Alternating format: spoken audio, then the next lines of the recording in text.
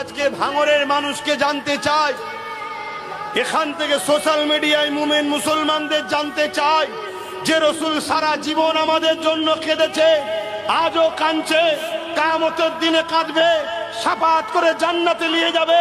সেই রাসূলুল্লাহ রেখে যাওয়া কোরআন আজকে কেউ মিথ্যাচার করবে, আমরা কি খামোশ বসে থাকবো? জোরে বলেন, বসে থাকবো? অতএব কেউ আমার নবীর ইসলামের বিরুদ্ধে করবে, আমরা কি চুপচাপ বসে থাকতে পারবো? তাহলে আমরা এই সংগ্রাম করব। এই সংগ্রামে যদি আমাদের সর্বোচ্চ জীবনটাকেও কুরবানি করতে হয়, আমি আব্বাস সিদ্দিকী নিজের কথাও বলছি, আমি জান দিয়ে হলো আমার নবীর দ্বীনের কুস্তাগদের বিরুদ্ধে আমি সংগ্রাম লড়াই জারি রাখবো। আপনারা কারা আমার সঙ্গে একমত আছেন? হাত তুলে দেখান।